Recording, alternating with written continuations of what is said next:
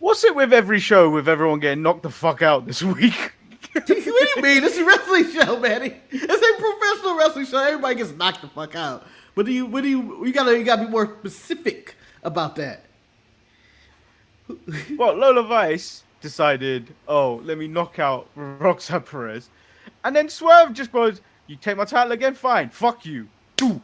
Yeah, no, that was a beatdown on sight. I mean, how dare you? How dare you, Manny? You said it. You said it the week before. Was it the week before when they had their face to face and he took the title? If you do that again, Swerve, you look like a bitch. You said, and then Swerve said, if you do that again, I'm gonna put you down. I'm gonna fucking shoot. And he immediately went, "What the fuck? I'm killing you." I don't know who Will thought he was fucking with.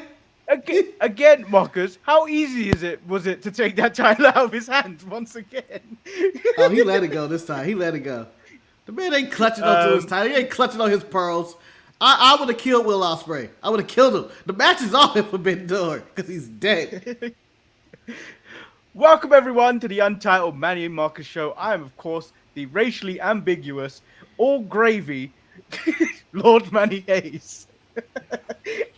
I'm sure there was another one yesterday, but I've forgotten it. Yeah, I forgot what you added. You added a new thing, and I was like, what? Oh, charismatic enigma, which we stole from Jeff Hardy. No, you weren't an enigma. You were charismatic something else. It was something else. It wasn't enigma. I forget what it was. It wasn't There's no enigma. way I had no other word other than enigma. Yesterday. It wasn't enigma. Someone go back to the tape. Roll the VHS. Anyway, I'm Marcus the grand finale. We're on day 579 of me not having a bed and still sleeping on the couch. So previously in this chronicle, if you heard on Saturday, was it Saturday? I was supposed to get the bed delivered on Friday, and then their truck broke down or something. You know, they're right across the street. Anyway, I call them up and say, hey, what about their bed? They say, we're going to have to give you a refund. And I go, what the fuck? Because the damages to the truck and to the store put them out of business. Hold on, and they didn't want to buy a new truck. The store apparently was shaky in the first place, and they thought the damages or buying a new truck would just be too much, and they were already financially at straits apparently, and they just want to give me my money back because they're not going to be able to deliver the bed, which is across the goddamn street, Manny. This is 100% ridiculous. Yeah, I think I just need to go to IKEA. I need to stop fucking around with people. I think this is the man upstairs telling you no bed. Guys, like, you know what? If you sleep on the floor, it's better for your back. Don't sleep on that couch. No, he knows about your back. He don't give a damn about your back. What's God Shinsuke Nakamura now? I know about your back. I'm punishing you. Which I just got a breaking alert actually about Shinsuke Nakamura. WWE star and former MMA fighter Shinsuke Nakamura to corner Rei Teshuria for his UFC debut at UFC 303. What? Yeah. Shinsuke go fight in the UFC? No, he's not gonna fight. He's gonna be in someone's corner.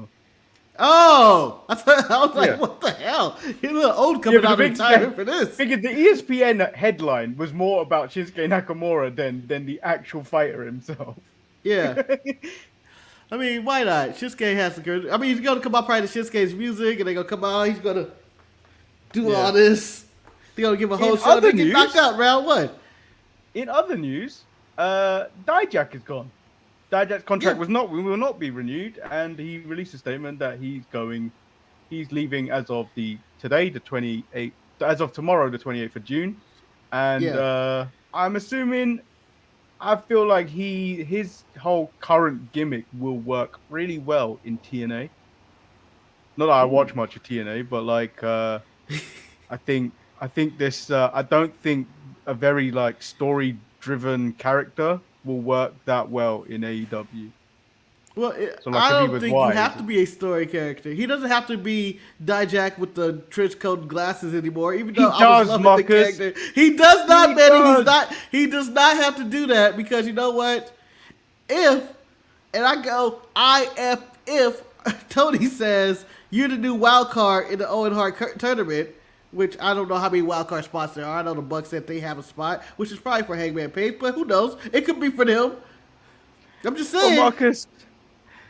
Marcus, I knew the writing was on the wall on Raw. There's only one person in that company that uses ancient technology, and that's Djack with his cassette tapes and his ancient torture methods to get info out of people. The moment they brought that VHS tape out, I was like, "Oh, Djack's in trouble." His career is in jeopardy. They're bringing out VHS tapes. Oh, the whole invasion of the YN6 and stuff, all retribution. It looked like Djack is gone. But I do think the better fit for it would be TNA right now. And if he were to, but I'm Tony Khan. I seen it. I synced it, Manny. I synced it. And I'm going to have to believe I can make it happen again. Djack versus Keith Lee needs to happen on AEW soil. But he wants it. You know he wants it. You know he wants it. You know what's coming first, though? What? The Forbidden Door. You're going to hear a coin flip. But it ain't the coin flip you want to hear. Oh. It's going to be, here comes the money. Money, money, money, money, money, money, money, dollar. Because Shane McMahon is going to AEW. Ching, Now, we haven't even talked about this, which maybe we save for the Saturday show or something. Because this has been a story that's been going on for about a week. Would it be wise for AEW to bring in Shane McMahon? Not if he was acting the bullshit he was doing before. Like, do you remember the story at the Royal Rumble? Not when he fucking did his leg in at WrestleMania, but like when the bullshit that went on at the Royal Rumble. I would stay clear of him unless he's in a role where he's not talent and he's strictly business. I think he could be beneficial to them because I think AEW need an identity. Right now they're just pure wrestling and not telling stories, and that doesn't necessarily always work. Yeah, AEW feels like a ghost. Like their spirit has left them or something. They feel like a corpse. It looks like The Undertaker in 1994 when his soul left his body in that casket. That's what it kind of feels like when I watch AEW. Like, something used to be here and I don't know what it is. Like they're missing seasoning or something. Like you're eating a pie or you're trying something. You'd be like, there was something here. There was something missing in this. And I don't know what's here. Do you know what it was? I think COVID and then all these like acquisitions really affected them because they were onto something at the beginning. Like if COVID didn't happen, I think AEW in stature would be way bigger than it is right now. Because if you look at the way the crowd was all before COVID, it was all pumping. Like everything was working for them because they were the alternate. Then they went through that stint of let's try and tell some stories and like try and be WWE for a bit. And then that didn't necessarily work out for them. And then now they're in the current state that they're in where it's like some bits are working, some bits aren't. And like, I feel like it's very tough for them to like get out of that because like everyone's out of that little grace period they had. Like you're acting like a big dog right now. So you're going to get treated like one, not like a company that's just been around for 5 years. If you're going to act like you're the dog's bollocks right now, you got to start acting like it, and you got to start producing shows like it. But when they're so hit and miss, it's tough to be like, it's tough not to criticize.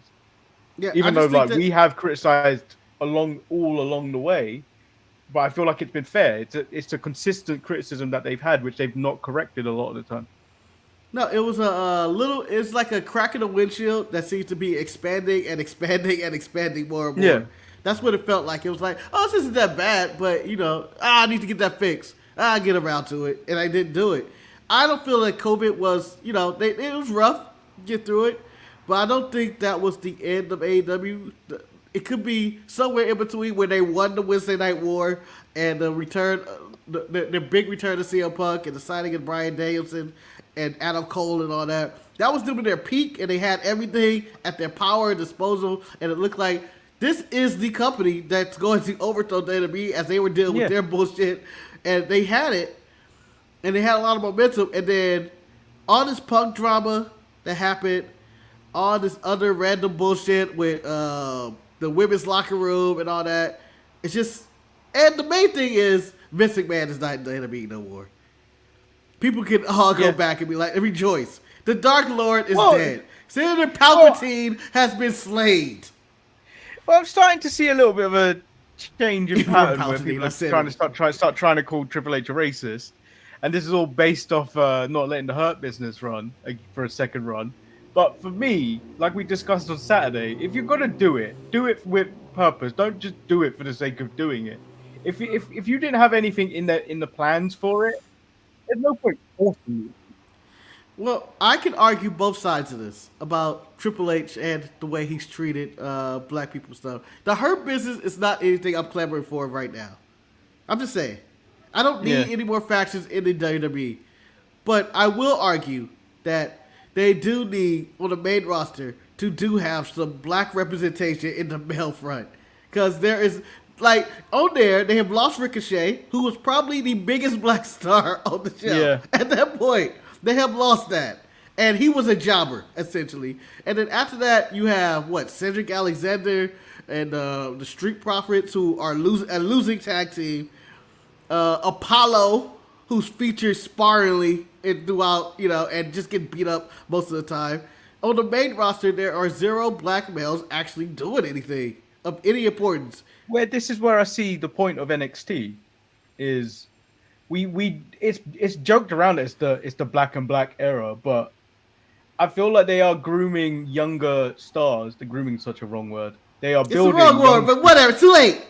They're building young stars. NXT grooming young stars. Yeah, they are building young black talent to levels that seem a lot higher than just mid card. Like I feel like Obafemi, will be up there. Trick will eventually get there. I feel like I can see something in Tavion. Yeah. That's the right name. Oh, Tavion Heights. Are you talking about Tavion Heights? Yeah. I was like, are you talking about Javon or Tavion? Yeah. I was like, who's he talking about? Tavion. Oh, Tavion Heights. Yeah. I forgot about him. I can see. He was good. There.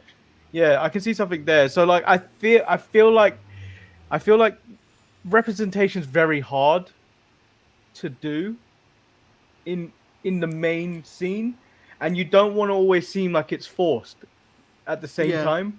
Like you see the pushback of like, do you know like where people talk about Disney and then they won't force it? Yeah, they're forcing diversity everywhere. You don't want that kind of backlash, and I don't think you necessarily get it from WWE, but you might get it. You will hear it through the grapevine of like some white fans like that. Well, let me tell you this. Like, you know how Disney's getting it, and, other people are like, oh, they're putting gay characters, they're putting black characters, they're race bending this person, they're gender changing that, and they're doing all this. They're trying to empower women. They have all this stuff in their agenda. And, in the wrestling world, you see all this going on. But then in the wrestling world, you do not see it. It kind of stands out more of like, hey, they don't give a fuck. Nobody don't. Like you look at a commercial and you mostly see these biracial, interracial, mixed couples or whatever, and it stands out. But when you watch WWE, it seems like the white guys are still on top. Like in everything else, you see a mix of something. Well, it's hard. It's even hard. Like if we just move the just race at the moment, they're just about getting the women. Like if we're just talking about gender at the moment, they're just getting the women on an even footing with the men. Let alone if you want to bring ethnicity and all that stuff into it. So I get it. It's very difficult, and I get you don't want to probably come against it as forced, because the most organic rise to the top for a black superstar was Kofi Kingston. Everyone wanted it. It was a great moment at WrestleMania. And I don't think, in terms of race, you'll ever get a moment like that ever again. Yeah, in terms of like that though, I do feel like as much as an emotional moment Kofi Kingston's was, it was a great moment and everything. I now see it as a I think most people see it as a negative.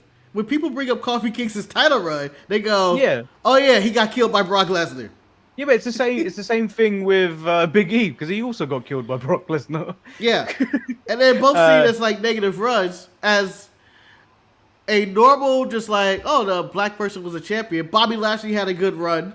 I don't think he did. It wasn't a good run, but he was champion. It wasn't a good run. I don't think like if you think about the black champions outside of the Rock, I don't think he'd ever been a great black champion.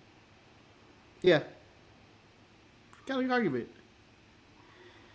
Would you consider Swerve the best of the... And they don't even acknowledge the Rock's black side. No, it's only the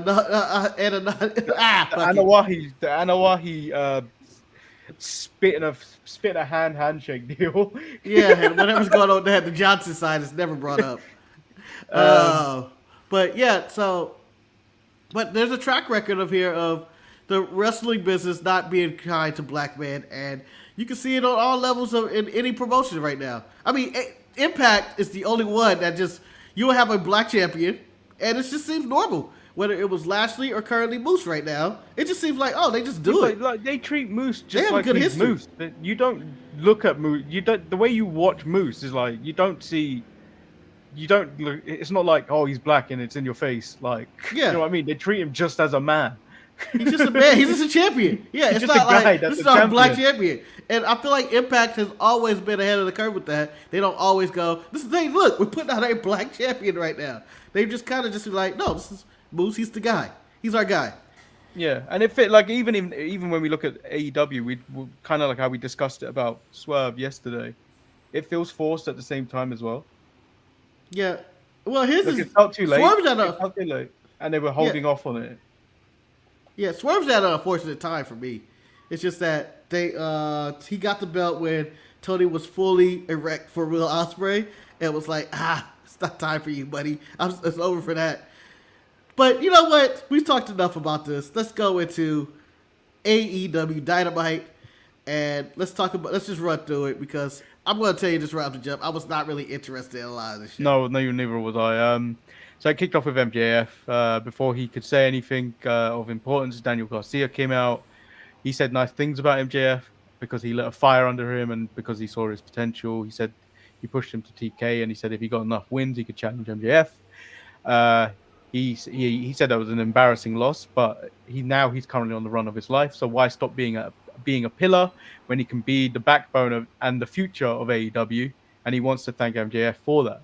MJF thanks him for talking about the nice things he does in the back, and he continues to put over Daniel Garcia. And then he asks him if he wants a match at Wembley Stadium at All In. Before he could say anything, the Billy Goat comes out, Will Ospreay, and interrupts. Before he and then puts over Daniel Garcia too, and offers him an international title shot next week and a world title shot. He accepts. Will and MJF have a stare off. MJF tells him to focus on the big title match, looking obviously disappointed and furious that he got cut off by Will Ospreay, and he should focus on that, and walks off. Swerve is in the back, laughing that Will Ospreay is offering title shots for a title he doesn't even have yet, and reminds him he doesn't have the shoulders, the strength to carry the weight of two worlds on his shoulders. A lot's going on. I didn't really care about Garcia and MJF. Basically, just, I'm going to say it like just blowing each other in the middle of the ring. Like, yeah. Oh, you're a great guy. You're a great guy. Oh, I love you. Oh, you work hard. Oh, you want to bet. Whatever. And then Ospreay out there, and then he's trying to put over Danny Garcia. And I understand what they were trying to do, I guess, with Danny Garcia, like trying to feature him into a prominent role, but it felt very forced. Like, he didn't deserve any of this. I haven't seen what he's done. Like, yes, he is a talented wrestler, but he has no real momentum behind him. It's not like Braun Breaker who's killing people left and right on Raw, where you're like, this guy's unstoppable, or a Gunther run, or, it doesn't feel like he has any momentum behind him to say this. Yes, he's won some matches that meant nothing to me on whether Dynamite or Collision, but I just feel like that was all unnecessary. And then the I don't know if we're still getting the match at All In with MJF and Danny Garcia, but I don't understand how any of these matches were taking place, or who's what the end result of this is actually, other than the piss off Swerve. That's all it seemed like it was for me. Let's piss off Swerve by giving away the big matches to Danny Garcia. I thought Swerve was gonna trump them all and say, "Oh yeah, the next pay-per-view is me and you, no matter what." Do you know what? It did seem really forced. It did, like, MJF is one thing, but then Will Ospreay to do it too.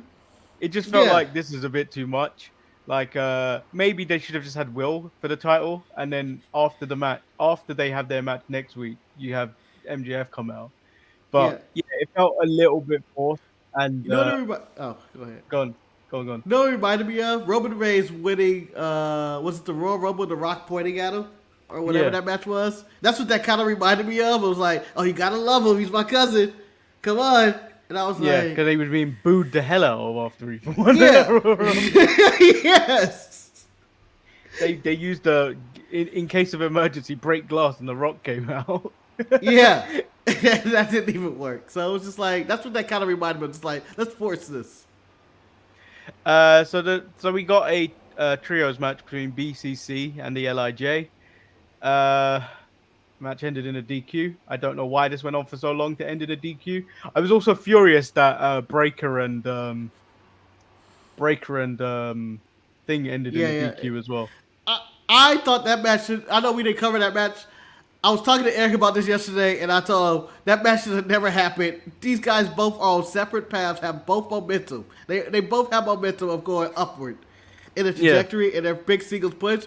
We shouldn't have this. It was only going to end in a DQ, even though Sheamus with the hell of a knee out of nowhere. It was incredible knee, but it's just like that didn't need to end in a DQ. Like you said, it didn't need to happen. But this match, at least that was provoked. Yeah. This match, I didn't need to happen. Mox just randomly, like, after like maybe 20 minutes of fighting, decides, fuck it, let me just get a chair and hit one of them. Yeah, like, this was the most random thing. I didn't see what pissed him off. Like, normally there's a thing that triggers something like this. Like, oh, the other guy swung a chair at him, or there was a low blow or something and pissed him off, or he's bleeding or something. It's just like, Mox was like, how long is this match going on? Yeah. Like, it was like, let's wrap this up. And then Naito comes down the ramp, strip teases slowly down his way down the ramp, where the Mox has enough and decides to come get him. And then Danielson and Shingo have a stare down. It's like they threw all these matches into one. I'm going to tell you, proof that Jon Moxley is not winning at Forbidden Door. No promo from Jon Moxley talking about how he's the baddest man on the planet, and I'm gonna kick his ass and all that. There was nothing going on here. Naito came down, like you said, with a strip show, and then they just kind of fought off somewhere. And then the Shingo Brian Danielson stared at, which I didn't understand when Excalibur said, "Oh, if they touch right now, their match is off." Ever been done? I'm like, why this match? And then Shingo's a very dangerous man. That was I was like, why is that a thing right now? Why? This is the match. This is the match where they can't touch. But the IWGP title match, they just fight in the back. So that happened. Yeah, I guess we can continue. This is just more Blackpool Combat Club fighting random promotions. Blackpool Combat Club nonsense. Yeah. Then we get Jay White versus Rey Fenix. I thought this was a really good match. Jay White hit the Blade Runner for the win. Christian Cage comes out at the end of the match. They have a little tete-a-tete. Yeah. So I'm going to say this about... I didn't know who was going to win this match. I assumed Jay White was winning. I assumed. But I was like, they can also trick us against Rey Fenix this win. And then I was like, nope. White is always right. You can't pick that. You can't pick the Hispanic person on Dynamite. They always lose.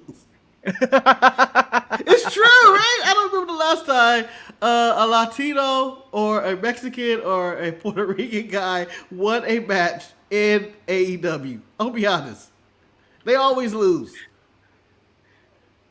So we go to the back. The Young Bucks are going to insert their wild card into the Owen Hart Foundation tournament, Let's go, and Djack. that person is actually going to run through the tournament and bring the championship back to the Elite.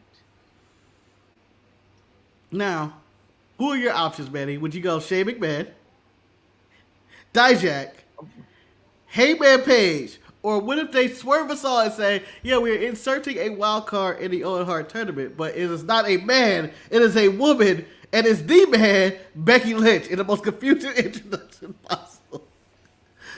Well, you can't do that, but you know who it should be Shane McMahon. Do you know why? Why? The last tournament he won, he became the best in the world. Well, I mean, honestly, if you were teasing Shane McMahon's return, I'm teasing that we're bringing back the best in the world and have people thinking to see him bug. It ain't weird. Yeah, it seems most likely it's going to be Hangman. Yeah. I mean, he fits them well with the Elite and whatnot. We know it's not Kenny. He ain't healthy to come back, but it is what it is.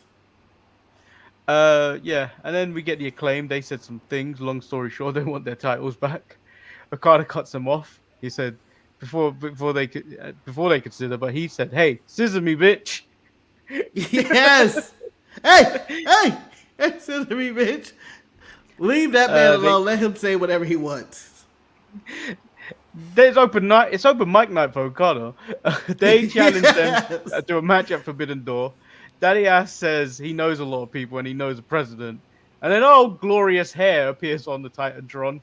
Mr. Tanahashi tells them the scissor race is coming. Here's my problem with this segment. It's all the production and presentation.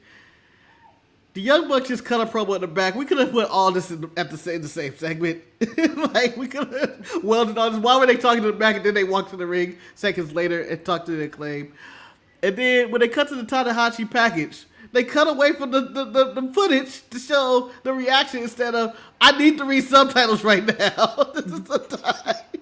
He's speaking in Japanese. No one knows what he's saying. We need to see the Tron for the subtitles. They let Mark Briscoe talk again, and then Kyle O'Reilly did something, but that was clear. Cool Kyle was back. Yeah. Manny, now I have a question. How do you feel if I called you fish and chips? How do you feel if I called you a spot of tea? Because that's what Mark Briscoe was saying about Zack Sabre Jr. But Zack Sabre Jr. is a lot. So Zack Sabre Jr. is a lot cooler than I am. No, don't sell yourself short, Manny. Don't sell yourself short. You could be cooler than Zack Sabre Jr. I'm sure you got better jokes.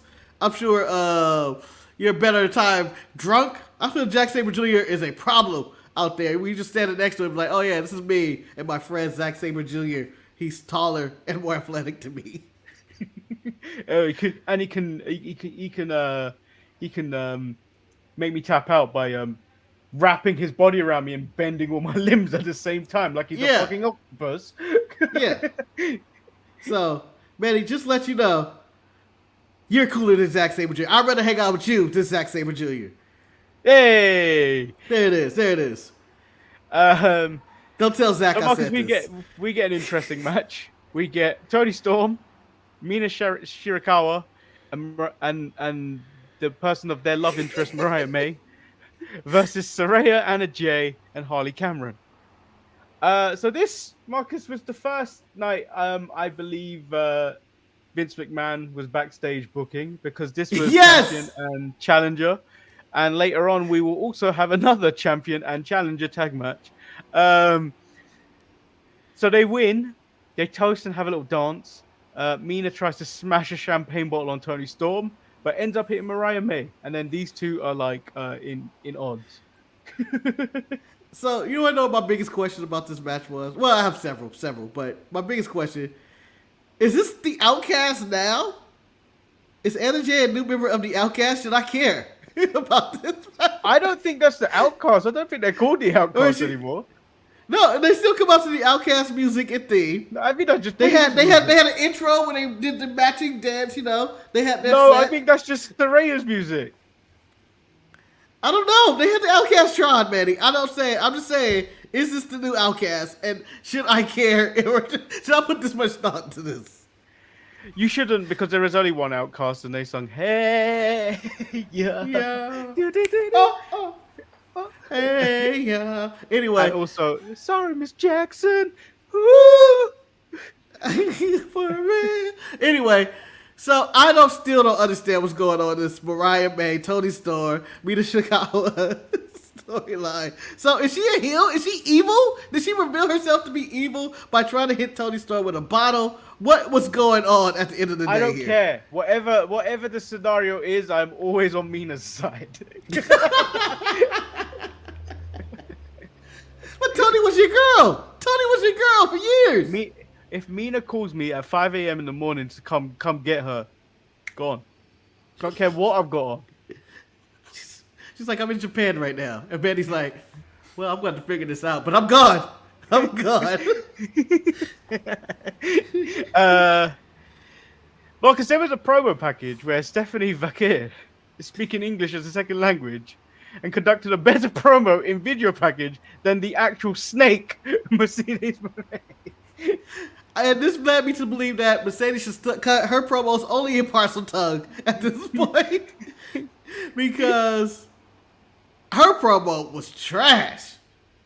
It was rhymey and stupid. And I was like, oh, God, get her off. Get off TV now.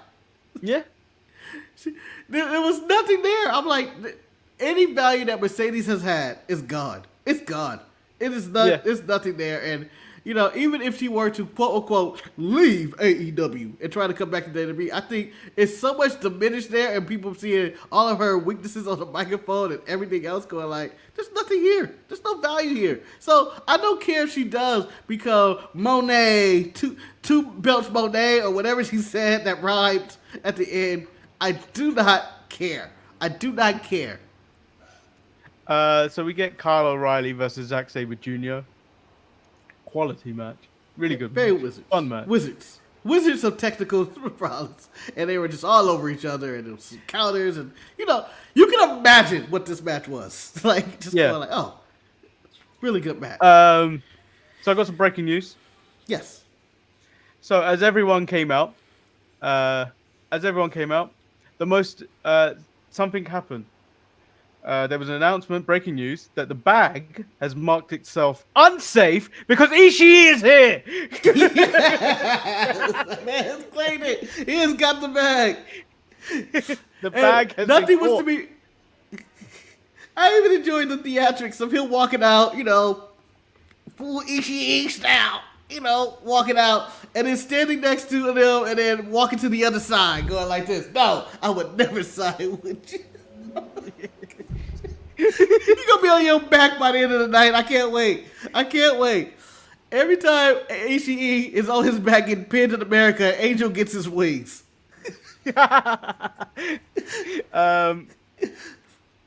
have left out, if you've noticed, we've left out a gigantic part of Dynamite, but I'm not going to talk about it because we refused. But let's just say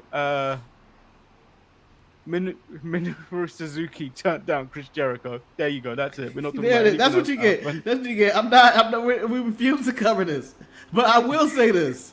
I despise everything about the learning tree. I do. But I will at this point, and I'm going to give them a negative strike. I don't know, because they get their 3 strikes. They're out no matter what. But I'm going to go give them 2 strikes. The bounty hunter. Brian Keith is growing on me. I just want to hear his randomness.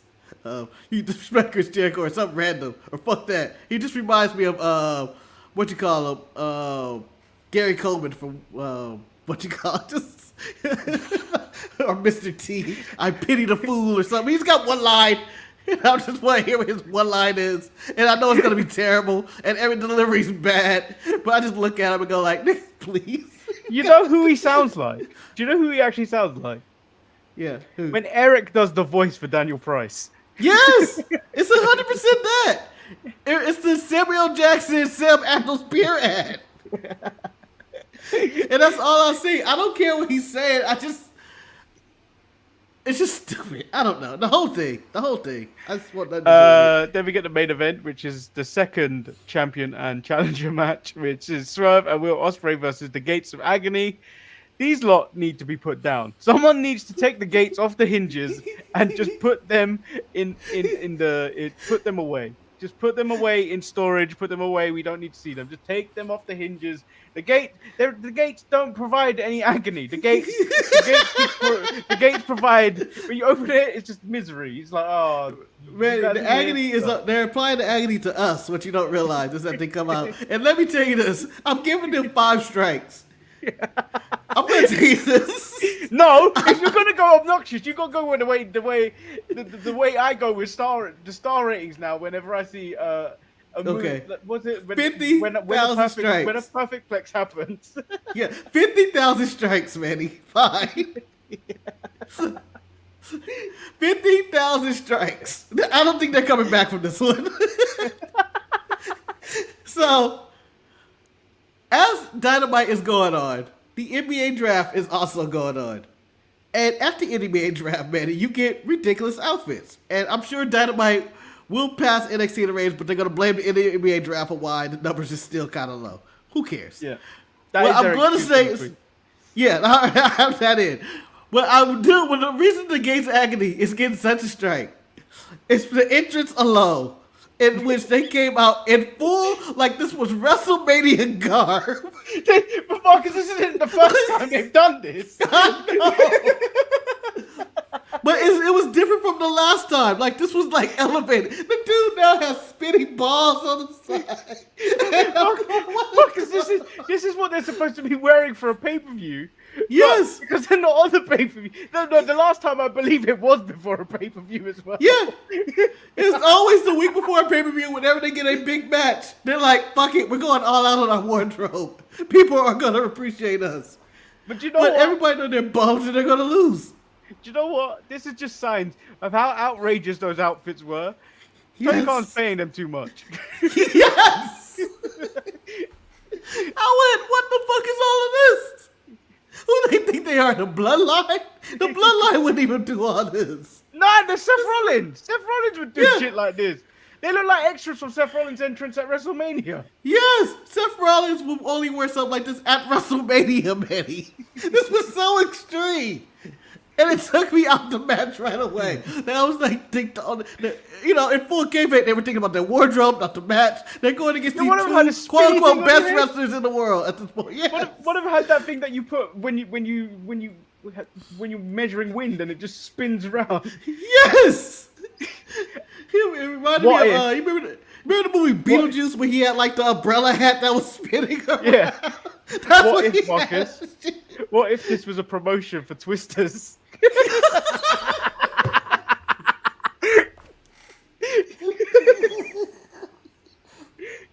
Going into business for himself.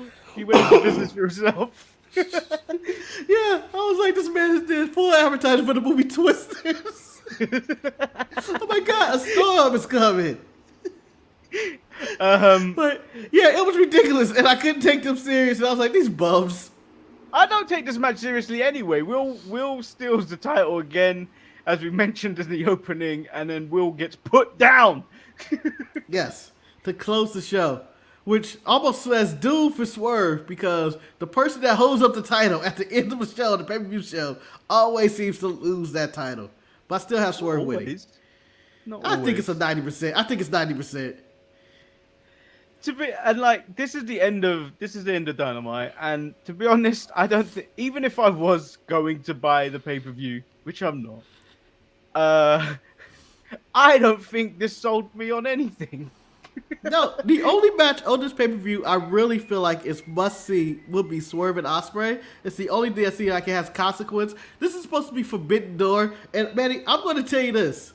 This does not feel like Forbidden Door of old. New Japan seems washed. When they brought up Minoru Suzuki and Ishii, I was like, these dudes are like in their 70s.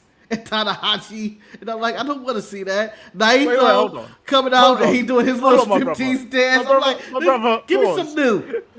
Pause. You don't tell me you didn't pop when Ishii came out because you were Oh like, no, I did. "The Yeah, no, I'm popping for the wrong reasons. That's what I'm saying. I'm popping for the wrong reasons with Ishii. I should not be excited. Like, yes, this is now Forbidden Door. It's like having the Thanksgiving game without a turducken. You gotta have Ishii I think there. what Eric kind of said would make sense if they did it every now and again. I think like every 2 years they should do the partnership with New Japan, and then the following year do CMML or do another promotion. Don't just keep doing the same thing because it gets tiresome and then you run out of dream matches. Because I know for a fact, even though it seems like a ridiculous match, Zack Sabre Jr. versus Orange Cassidy will bang at that pay-per-view. Absolutely. It will bang. Absolutely. And then I'm not too sure about the Tony Storm Mina Shirakawa match. I don't know if that's going to be that good. Yeah. I'm just going to say the matches itself, I'm going to say it's going to be, if you're into wrestling just for matches, it's going to deliver. But if you're looking for a progression and character development and story, there ain't going to be nothing there. There's nothing there. MJF is fighting, hit the CMLL guy. Don't mention that. Yeah, he was already talking about All In. No, he was like, he opened his promo like, I'm going to chill for a bit. This is what I'm doing at Forbidden Door. And then he named the person. I was like, who the fuck's that? Yeah. And then, like, they featured Gabe Kidd on the show, who I think is probably my favorite New Japan wrestler right now. He just got thrown away on, I think, on Rampage or something. And, like, the most Forbidden Door match on the show, for me, is on the 0 hour, where they have Yuta Soji and all these other guys from New Japan. I think they fight like people from CMLL, like Mystical and shit. And I'm going like, this match seems like it should not take place on any planet whatsoever. No, it felt so Forbidden Door. The most Forbidden Door match is the Mercedes Mone match. Yeah. Because it's AEW versus CMLL fighting for a New Japan title. Absolutely. You got a point. You do have a That's point. the most there. Forbidden Door you're going to get. But like, You're right. It's not a match I genuinely care about. There's only two matches that I want to see. Zack Sabre Jr., a little bit biased.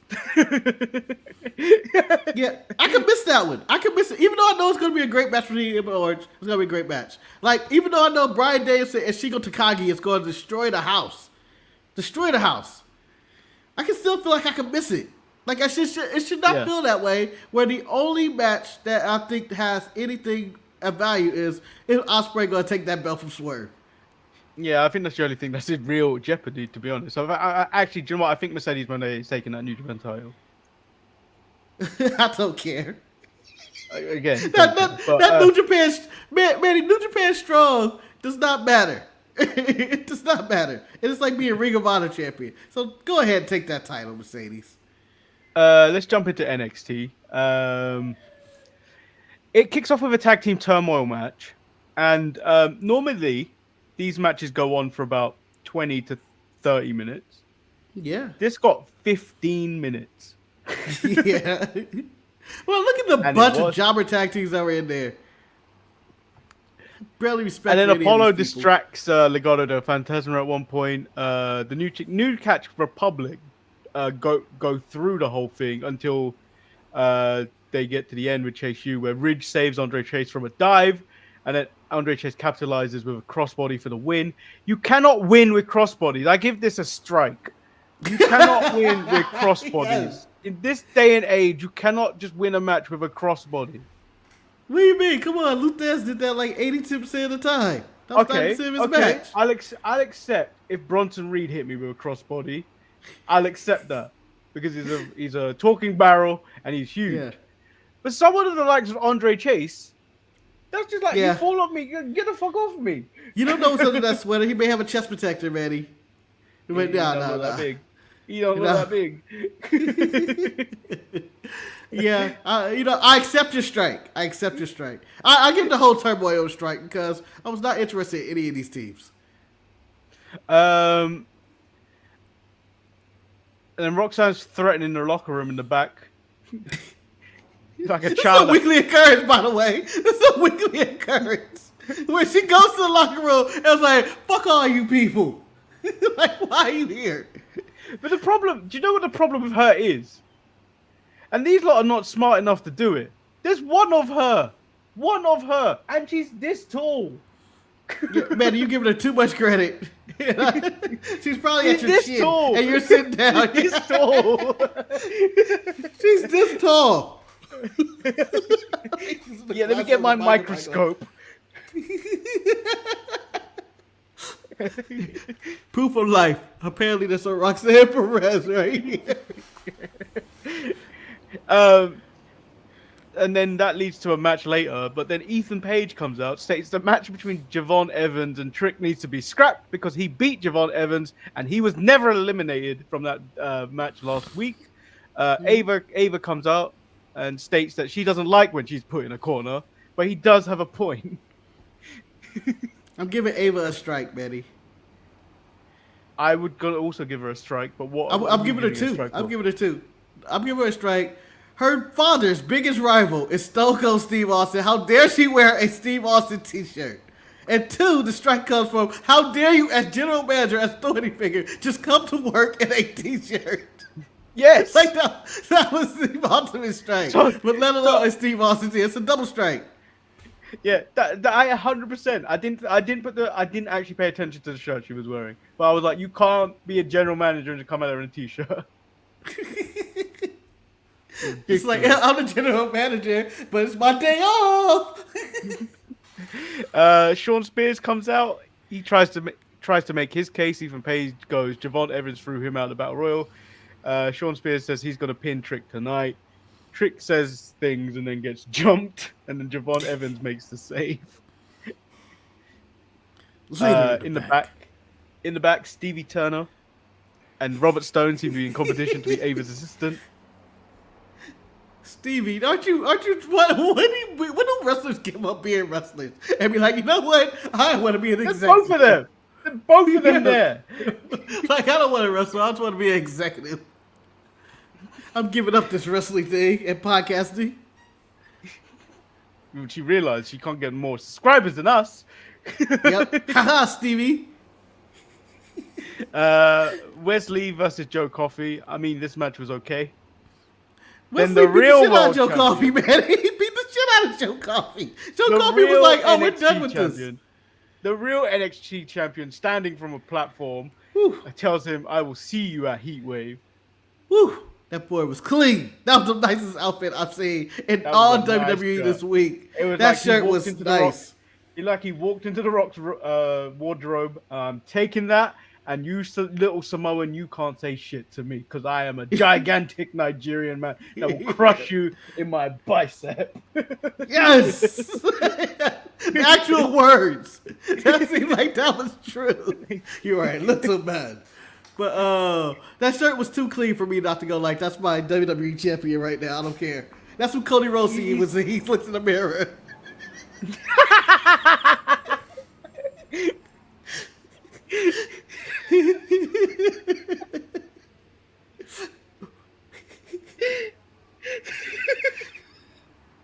Marcus, you need to get the image of young Harry Potter looking into that mirror, and you see what you want to see, and you need to put Obafemi in it, and then him. But you've got to put the dashiki hat on little Cody.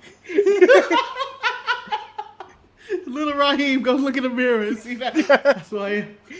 It's also like the woman in Ted Lasso when she goes, when I stand in front of a mirror and I'm nervous, I stand there and then just make myself appear big, going. Yes. So I would do. Yes, it's the only way to do it. I like standing on a little stool to make myself look taller. Hey, look at me, statuous. Nathan Frazer versus Tony D'Angelo. This goes to round 6 and D'Angelo wins. I hate this match. I just hate it. Stop trying to explain to me rounds matches and stop trying to make me convinced that I'm not watching a 2 out 3 falls match. Yeah, it's a 2-on-3 falls match, and both people lost in the first 2 minutes of the match, and it was like, oh, we're going for another 20 after this or whatever it is. And then Roxanne Perez and Carmen Petrovic have a match. Lola Vice joins commentary. It was all right match, and Lola tried her best on commentary. Manny, I'm going to give Carmen Petrovic a strike.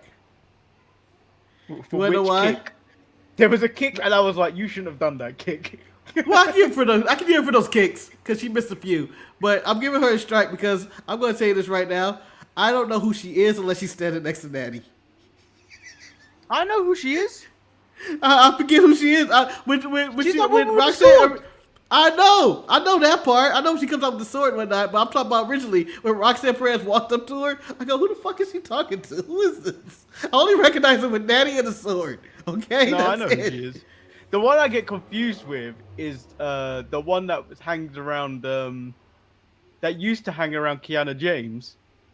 Izzy Dave. Izzy Dave? Yeah.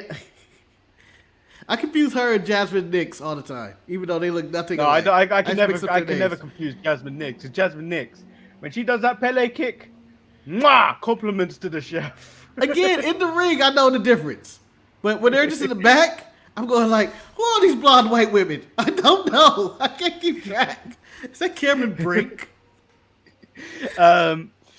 Lola Vice, Roxanne Perez tries to take out Lola Vice. She blocks it and then takes her out herself and then walks off with the title. Lola Vice returns the title to Ava and tells her she wants a title match at Heatwave. And then Ava puts Roxanne in her place after Roxanne tries to accuse her of taking her title. Yes, I enjoyed the accusing of Roxanne right away. Of course you haven't. I knew you were in on this. I was like, of all the delusional shit to come up, I'm like, the player, you attacked her and she took the belt. I'm going to say this is my favorite belt stealing of the world because it didn't last a week, it didn't last a day. Lola Vice just simply placed it on the general manager's desk and was like, here you go. And she got her title match. It was a very nice belt stealing. Yeah, and then Oro Mensah was telling his life story. Yes. And the whole time, I was like, Oro, you got to save it, my brother. You got to save it for the video package with the music going on top of it. You're telling Lash Legend of Lash's sessions or whatever her show was called, basically. Lash Out with right Lash Legend. Yeah, Lash It Out. This is not. He got his emotional backstory. He didn't have the music, though. But Osai Oro is still like, he's a problem right now. You didn't have that slow motion B-rolls of old photos and stuff like that. No, nothing was prepared. He was like, oh, he just went into his tragic origin. His tragic origin. Yeah. So but he will not rest till he gets his revenge on Ethan Page. Yes. And then the most racist segment happened where OTM got by the Good Brothers.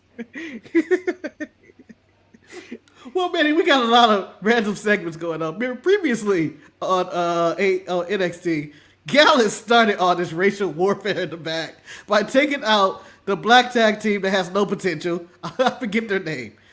Only for them to get their revenge later the next week. Now, the Gallus, OTM, who's been saying it's on site with Gallus and Anderson, finally get theirs. But Jada Parker and now Meechin are going to fight in a street fight to continue this weird race war that's going on in the back. By the way, Ava said she's going to have extra security in the beginning of the show, showing that a t-shirt does not tell anybody what to do. It just seemed like equal amount of chaos on NXT. Tavon Heights takes on Damon Kemp. If Tavon wins, he becomes a member of the North Court Catch Crew. This basically happens. End of story. Yeah, Tavon has potential, and I was like, oh, he's standing out now. I didn't know. Yeah. I honestly didn't care anything about it, but he stood out. It proves to me, Damon Kemp's value of he can make people look good. Maybe it was all him. Maybe it was a mix. Where did it go wrong with his brother? That's the real story. I think his brother realized I have options, man. I'm an Olympic gold medalist. I can do what the fuck I want to do. And the main thing that probably went wrong with his brother, whose name I can't remember right now. I just want to call him Kemp, but it's not Gable. Yeah, Gable Stevenson. The main thing was his alleged allegation charges, where the crowd was like, "Hey man, we're not feeling this." Where you got off we with your ain't fucking with technicality. you. You got a technicality, yeah. So Arianna Grace takes on Sol Ruka, the Nubian princess, and the Nubian princess wins. Marcus, I knew she was going to lose the moment this happened. you deserve to lose. There's one thing to do a surfboard in a match, but if you're not gonna do a Mexican surfboard, you can't do nothing. And the match was up there. Like, you're not going to go with Kalani and Sol Ruka right now, I don't think, anyway. Because Sol Ruka's gonna win. She's gonna win. Or I'm sorry, Lana. Heat Wave. Yeah, it's a pay per view. Heat Wave. Yeah, next week. It's not a pay per view. It is. It's a show, isn't it? Yeah, it's a pay per view. No, it's an Sunday NXT show. Yeah, it's pay per view in Toronto. What? Yeah, this come around real quick. Yeah, it's coming out. They're going to do not Forbidden Door. What's the WWE pay per view coming up? Money in the Bank in Toronto. Money in the Bank. And then on Sunday it's NXT Heatwave. Oh, just note, people, we are not doing a watch along of Heatwave. I will die the next night. Maybe I might show up to do it. Nah, I doubt it. You get one watch along with you get Money in the Bank, probably. That's all you get, all right?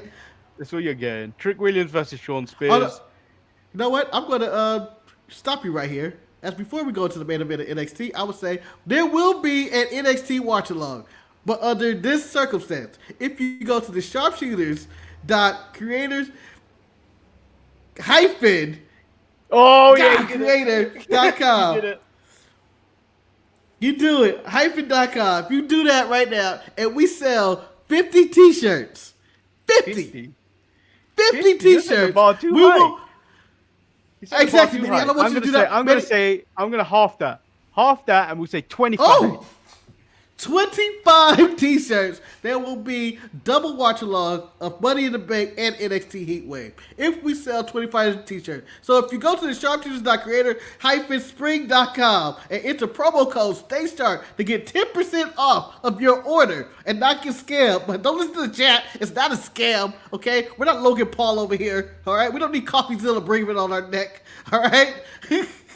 We're here to make money. I mean, we're here to promote the brand by selling merchandise. So please go to the site. The link is in the bio and description below. I'm just saying. I said this in our group chat. It's outrageous that I had to buy my own merch and overpriced. It's not overpriced, Manny. It's at an easy discount of only $23.99 in whatever currency you're currently using. Yeah, I should have ordered it from America instead of getting destroyed by paying for it in pounds. Well, to quote Childish Gambino, Manny, this is America, okay? This is what we do. We make money. Terrible. Terrible. You know, we need that soundbite just ready to go whenever we need it. Terrible. Terrible. Yeah, there's a few sound bites, especially Charles Barkley's terrible. I think, honestly, in everyday life, whenever I see the word terrible, I say terrible. Like that. There's no other way to say it, I feel like. Yeah, my brain may take a few seconds to work out what I need to do, like in terms of the word, but it will come out as terrible. Terrible. I'm glad I've never had to read that out loud on a memo at work. It would be absolutely terrible. I'm like, I say it like that instead of terrible. No, Marcus, ever since someone said they want, what was it? What did I call him? Roadman Manny back. Some of these words have been falling back into my vocabulary and I'm not enjoying it. I answered a call at work today. Wagwan brethren. What? Why? Because apparently it's 2000 again. Well, all right. At least you're not answering your phone going, "Hey, Waldy, what's up?" That's really old. No, that's I think that's more American. That's more American slang. That's very American. No, Yeah. that didn't really come over in America too. It didn't last long. It's a Master P era when he ran hip hop. Hey, Wody. Jesus Christ. Yeah. Wagwan Blood is next.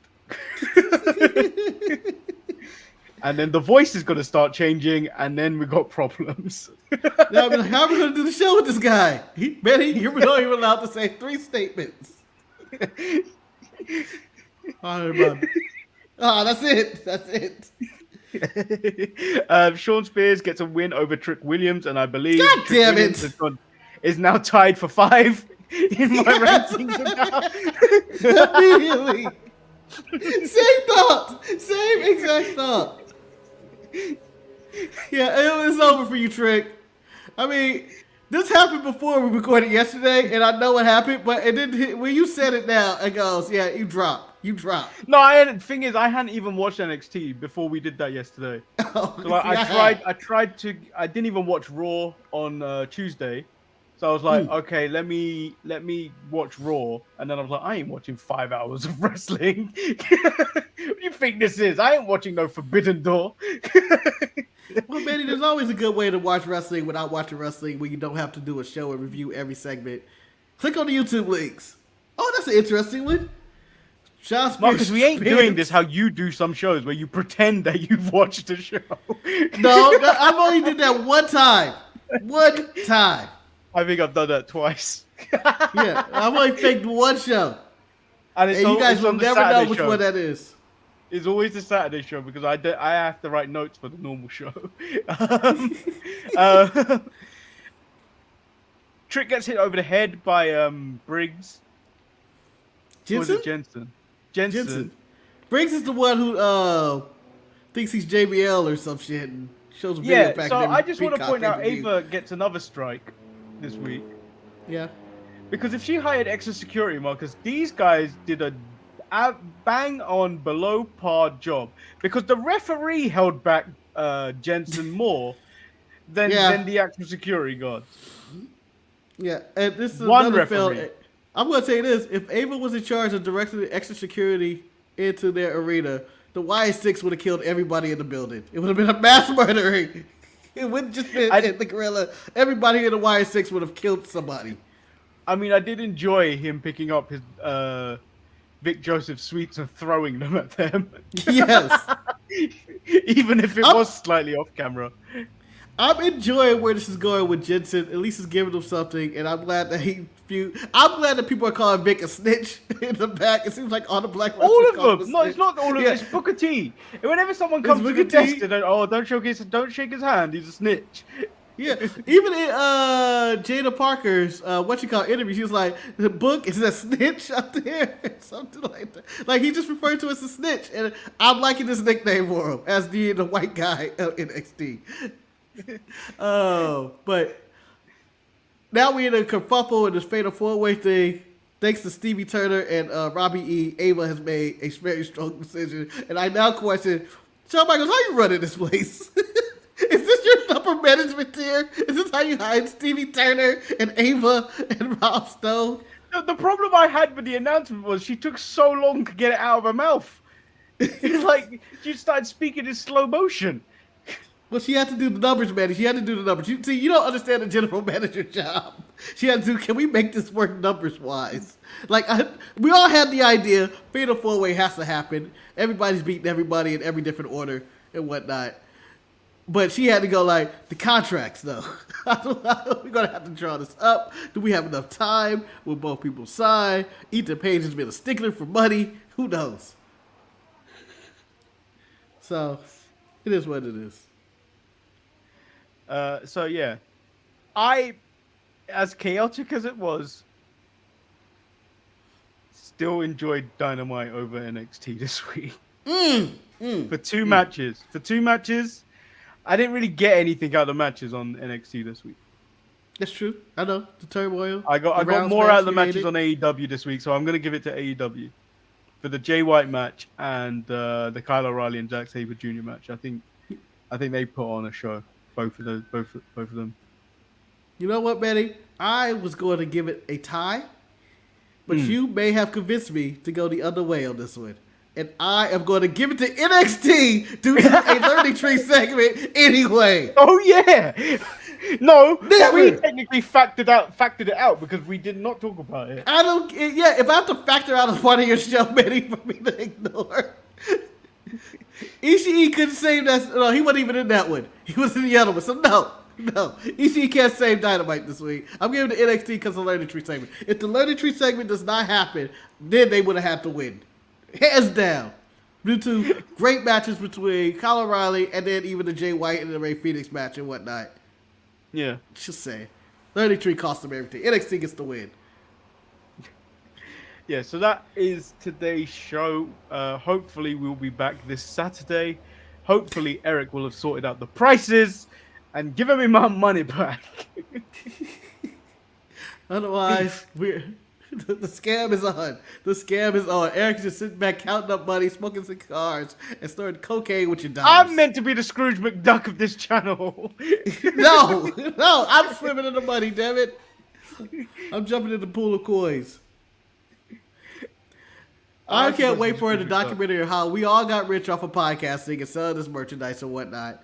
And they cut to me and was like, Marcus, how did you go broke? Oh, well, I put all my money in a vault of coins, and then I jumped in there, and I broke my neck, and then medical bills had to cover all of that. And that's why I'm broke to this day. That's why I'm taking pins at Forbidden Door this week. And when they asked me, I said I lost a match to Ishii and I had to give him my money. I thought I could take him. And then he spent it all on hookers and blow. Again. Yeah. Again. As always. He makes it look so easy to beat him. So I thought I could do it. Came out one like headbutt this. to the chest, I was dead. I was like, come on, Ishii, we're going to change forearms. You go first. Bop, I was done. He makes it look so easy. Yeah, it looks so easy on TV.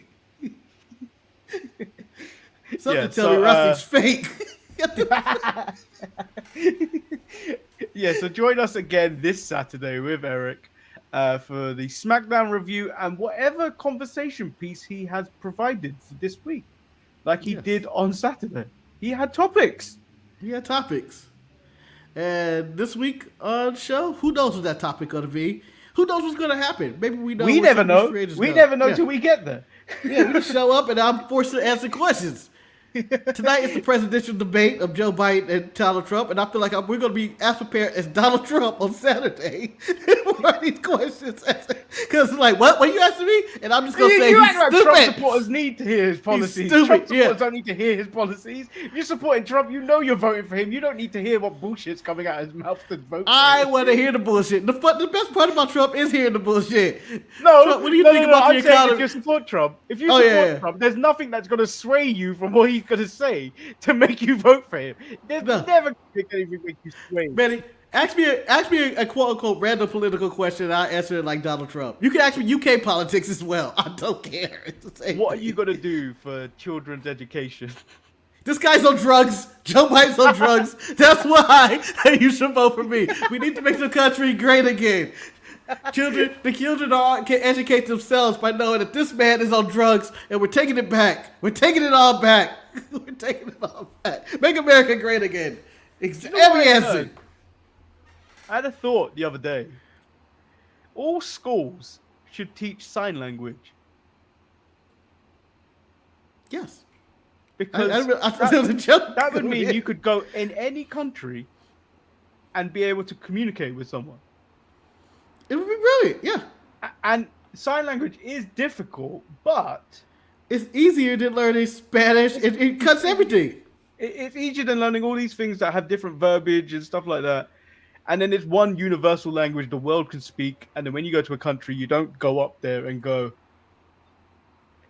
milk? Yeah, water? My hotel room? No? Reservation? No? God damn it. Don't buy a fuck. Yeah, that was my random thought of the day. That is not a bad random thought, man. That is a great thought. And then I got a little bit of sign language for people who don't want to do it is here. Here's some sign language and I'll give it to you. Look on Steve Austin. Yes. And on that note, this shirt is coming. It's coming. It's coming hard. Join the Big Black Club. And the ambiguous club. Yeah, We should make an alternate. The ambiguous club. Oh. It'd be you. By myself. Me and The Rock. Me and The Rock. No one knows where The Rock's from. He may claim he's Samoan, but people think he's Filipino, various forms of Colombian. He's played white man in, I think, several movies. He plays white men all the time in his movies. That's true. And some of that time he played Black Adam, where he played Black Adam. The only time The Rock has ever been black in a movie is when he played Black Adam. Marcus, you said you're going to watch the Copper America after this. Yeah, it's going to be on in a few hours, probably like 2 or 3 hours. And USA, you know. Well, we got a very special message for you. I believe that we will win. I believe that we will win. I believe that we will win. I believe that we will win. I believe that we will win. You know, it hurts less now that I appreciate her on TV. I appreciate it so much. This never bothered me. Ever. I've had your back, Liv Morgan, since day one. Since Blue Tongue. Since Blue Tongue Liv Morgan. She had her back since she got knocked out by Brie Bella. I've had her back for so long. She was low with Alexa Bliss, and now Alexa Bliss is going to come back and realize she's old Liv Morgan. No, she's going to come back and be the greatest male wrestler ever. I don't know. Marcus, by my count, she deserves a title shot. Damian Priest, watch out. Damian Priest, watch out, because you will lose. Well, we predict Damian Priest can lose to anybody. He can lose to Dante Chin right now, and everybody be like, "Oh, I see that. No, I could never see that. When he was on NXT, this guy was like, "Get off TV, Dante Chen. You are not needed in this segment. Go away." By the way, we want to talk about bad representation in WWE. The Asian community has had the worst representation under Io Sky, who's carrying it all. She's carrying the whole division. No, Asuka. They all lose. I'm talking about currently. Asuka's off TV. Do you know what? And on the live event scene, Cody Rhodes is still going off against Shinsuke Nakamura. They're still doing that in the house shows? On live shows. Need to change it up, WWE. It's over. Put a little video package in. When's Shinsuke coming back, to be honest? I feel like he had Allegedly, a video package to drop. Allegedly, The Rock is making an appearance on SmackDown this week. Oh, is he? Yeah. Ooh. Allegedly, from one of those sheets. Well, it's at Madison Square Garden. I wouldn't put it behind him. It's a I big write show. all my news on used toilet paper. Dirt sheets. I don't understand why we don't have a dirt sheet segment. We can just say whatever bullshit and be wrong, and you can live with it.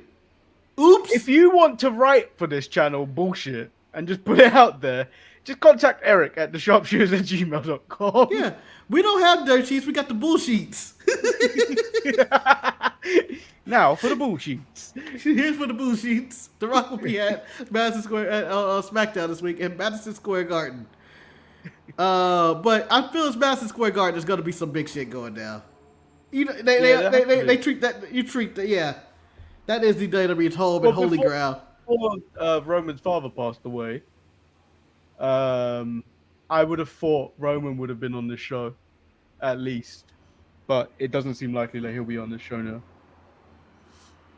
Yep. Do you think they should have saved Jacob Fatu for the Garden instead of Chicago last week? I don't think it would have mattered. I think they're both hot crowds. I don't think it necessarily matters. I feel like getting the explanation of the Samoan, what do they call him? the Samoan Werewolf? W. Werewolf. There you go. W. Word. The Samoan Samoan werewolf. The Samoan I think. wiener. I think. I think getting the explanation in New York, I think, would probably be a bit more worthwhile. And then you get a rock. If you get a rock return, I think it's huger in New York. Do you think they attack the Rock if they do it? They have to. That would be awesome. I feel like they have to. Yes, he's the final That would boss. really The Rock establish always them wants to because be cheered. we all look at Solo like a fucking joke. Yeah. If he masterminds this, that they beat up the Rock, then we go, okay, I'll maybe give you a little bit of, I'll give you something, Solo. I wanted to play like Solo had no control over the Tuggins and the Fatu. Like, wait, I didn't tell y'all to do that. What the fuck? Y'all fucking crazy. I just want the Avengers Endgame scene of Captain America, which will be Roman, Captain Samoa, and then just on your left, that moment of Jey Uso returning back to Roman's side.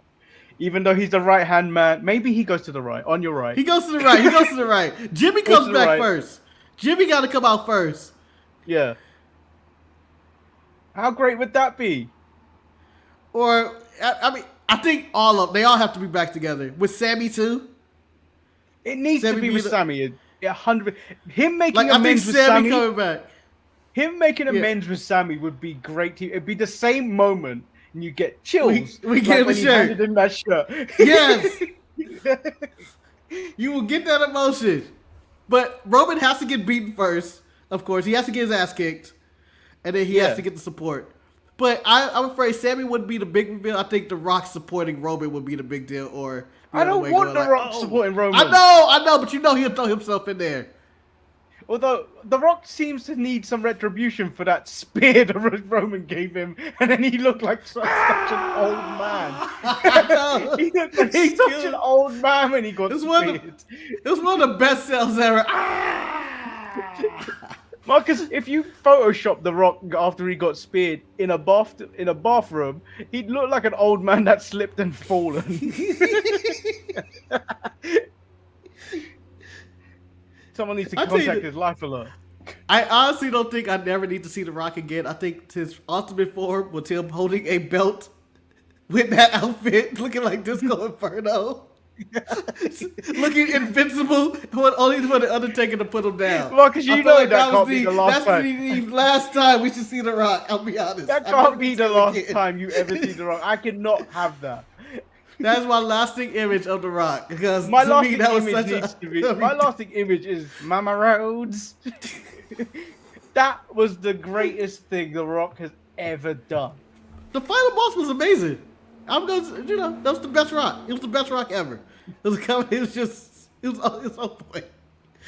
But my final image is that outfit, that belt, Manny. And he went looking like he had max level of evil, hatred, slave master, or whatever's going on in his head. That was Reverse Slave Master. That was 100% Reverse Slave. He had bell bottoms on. He had white bell bottoms on. The moment you put that on, you know evil's happening. Yes. I feel that the white man should be afraid that we losing our country, that we got black slave masters like that now. That's how, like, we're losing our country, damn it. They're taking everything away. I'm sick of this woke shit. He's a slave master with bell bottoms, damn it. It's a Mone. It can't be possible. How does he know the 11 herbs and spices now? How dare he? How dare he knows all of this? He's whooping a Cuban boy. He's whooping a black man named Cody Raheem. He rolls in the ring.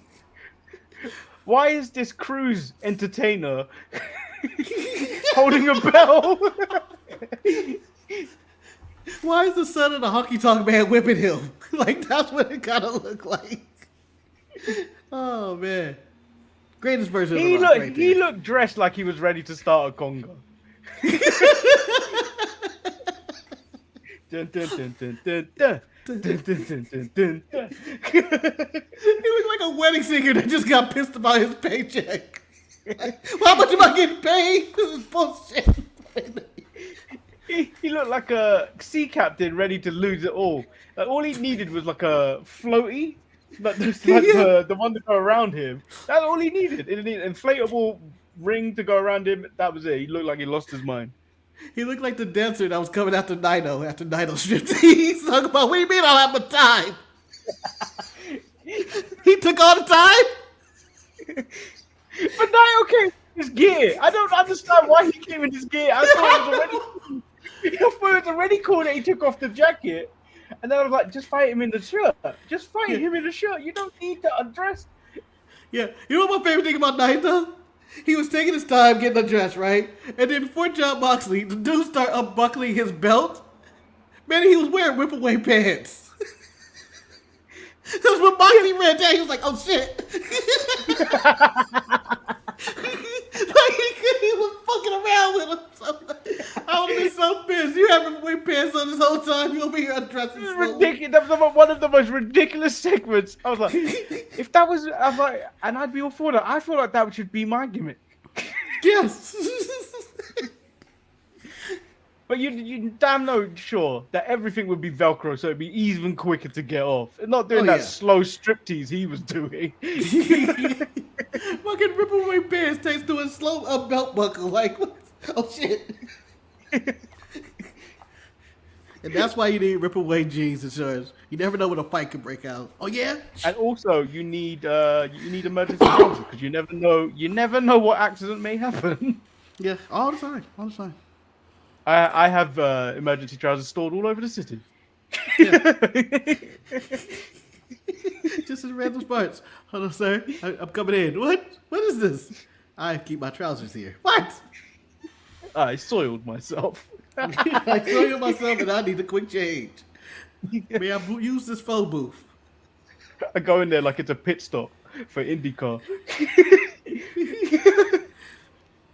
You know, this show should have probably ended like 10 seconds ago. I was just going to go on a rant. 10 seconds? It should have ended like 20 minutes ago. Do you think Superman got mad, you know, back when he used to change his phone booths and shit, and his clothes would be gone? Do you think he'd get mad about that shit? Or do you be like, it is. It goes with the Because he moves at the speed of light. He could just steal them.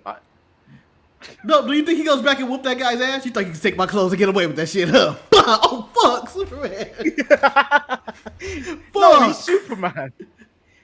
Surely he would store them somewhere other than the phone booth. I think he stores them. I think he just leaves them there. No, I don't think that's true. Leaves that, his drawers and everything, dirty ass drawers. I don't know what he did with his clothes. I'll be honest, but I'm sure he just left them there, and you know, the person be like, "Oh shit, look at this Rolex watch. That's a nice watch. What the fuck? Oh, that's Superman's watch. Fuck." Superman weren't making that much money to be wearing a Rolex. He was a bum at the Daily Planet. He was a bum at the Daily Planet. Yeah, I'm not talking about Daily Planet money. I'm talking about when he saved the bank money. He took a little bit off top. You know, he took money from the top. He was too clean. That's why I never liked Superman. Batman was edgy. Batman would take stuff. Why he's rich? He's a billionaire. Batman's stealing. We stealing from Batman. Why not? I own this bank. No, you don't. This is bullshit. You stole some money. I think Superman stole a little bit off the top. He wasn't making that much money as a reporter. I feel like he took a little bit off the top every now and then. No one's gonna notice. He'd know. He had a conscience. Yeah, that's about lives. He cared about saving lives, but when it cared about that bread, I think Superman's all about that money. No, Superman came from poor upbringings anyway. That farm was making no money. That farm was making no money. You got a point. You got a point. I don't know what they were farming over there, but they weren't doing shit. He come from humble beginnings. Imagine Superman doing something. Yeah, you know, I'm just from a farm, come from humble beginnings. You had a farm? Yeah. What were you doing? And then you decide to use your superpowers to save people? You better make some money. I'd be so pissed. I'd be so pissed. Like, I'm always upset that Peter Parker is always broke. Like, why are you always broke? You better figure out. I feel like that's the best story, though, that he was so broke every time. Yeah, it's funny. It's funny. Like, he's just living the hardest life ever. He has all these fucking problems.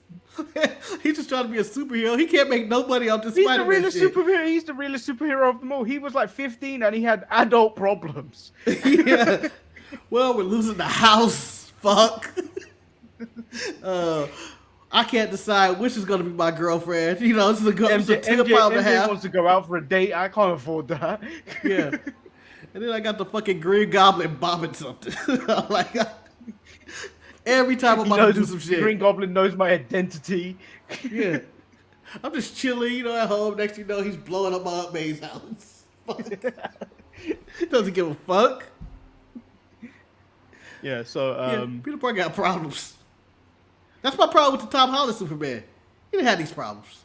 He lived a good life. Tell you, he had Tony Stark backing him. He had a good life.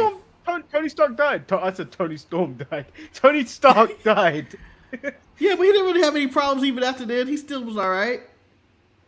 He did. Could get into college for a little bit, but Tobey Maguire had problems. He had problems. Yeah, Tobey Maguire was a bitch. He was. He had problems. Yeah. Then he got old in that fight. I need to loosen up my back. Yeah, he had problems. He had problems, Manny. He had problems back. The one that had real problems was Garfield. Garfield had so many problems. He's out there being miserable. Yeah, making everyone cry in that movie. Yeah. He then goes into the Tom Holland movie trying to make people cry. Like, get out of here, Garfield. You have a hard life. You're living a not so amazing life of Spider-Man. You're getting all of the bad shit. All of the bad shit. He had the worst stuff. Yeah. Although Tobey Maguire in that Spider-Man 3 movie was pretty bad. Like, realistically, that movie was awful. He had those dance I don't moves, think I've even finished it ever. He has those dance moves. I don't think I've ever finished that film. That film is so bad. Yeah. That's one of those, what the hell? Like, when you're making a movie, you gotta be like, oh boy, we kinda lost control of this one. This is cool as shit. Oh, wait. I would love to make a bad movie and just be like, ooh, this is going downhill fast. Who wrote this? This is terrible. New Spider-Man, he's got problems. Tom Holland's got problems. What's his problem? Now. He's got nobody. He's got That's how we left it. Nobody. That's true. That's how we left it. He's lonely. Yeah, that's awful. Imagine waking up like, oh, I've got nobody. The people I like don't even remember who the fuck I am. Nobody remembers who I am. That's fucked up. That's fucked up. But we ain't lived through all of that yet. We only got like basically one scene of that. I'm like, fuck. They are making the next movie. They are making a next one for that, right? They have to. Yeah, they are. They are. Tom just wanted to take a break, but I want misery for my Spider-Man. Pure misery. It's coming. Like now that he's alone, I'm sure he's broke. He had to get his GED. He was working on his GED. Fucking kid's a genius. Got to get a GED. Gonna live a hard life. The worst part about that is he doesn't even need to go to college. He could just work at Stark Industries. But no, that's not gonna happen. Nah. He doesn't have any credentials. Who the fuck are you? Fuck you. Aunt May died. Ooh. Everyone hates him. Ooh, yeah. He's got problems. Life. He got problems. He got problems now. He didn't have problems at the end of the third movie. That's it. But that life was great. Anyway. Put in the comments, what do you think Superman leaves his draws when he switches? If you made it this far, you put anything in the comment. Maybe that. See, this should be the shit we should put on a sideshow as a debate. Where does Superman put his draws and push Spider-Man have the worst problems?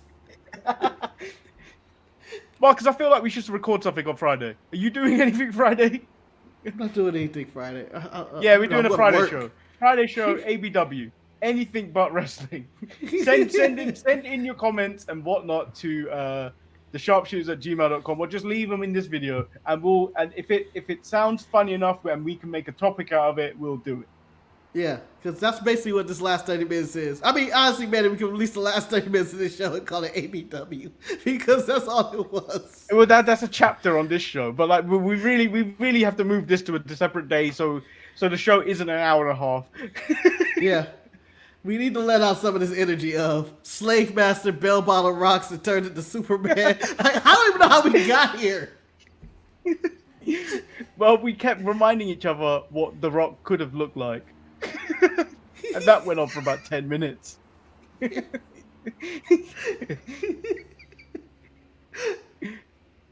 Oh, It's boy. like somebody's dad that worked out that they're maybe gay and going through a midlife crisis. That's what his dress sense was. Well, no, he couldn't be gay. Look at the guy was cool. Check out his outfit. Oh shit! That time he was waving his belt around, whipping men in the bell bottom vest. It went all the way down to his crotch. What a terrible outfit. Who told him that was a good idea? I don't care, Manny. It's the class. To me, it's the best idea he's ever had. It's a hideous outfit for someone that thought he was all powerful God at that moment. It's like Chris Couldn't end Tucker any from other that way. movie. What movie was that? Fifth Element? When they were in space. Yeah, Fifth Fifth Element. Element. Ruby Rod. Yeah, Great movie, by the way, Fifth Element. it is. If you haven't watched it. It is. Come in, my man. Come in, my man. It moves. Come in. And we should probably end it here before we go on for an extra half an hour. Yeah. I've been Listen. Lord Manny Hayes, the racially ambiguous, all gravy, and the charismatic enigma, Lord Manny Hayes. And Tell you he's what's the been- enigmas. And I am diarrhea of the mouth, Marcus the grand finale. We'll be back Saturday.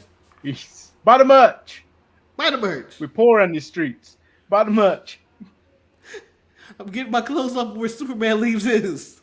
And trying to sell that shit. Superman clothes. Superman wore this tie 5 minutes ago. Don't know who he is.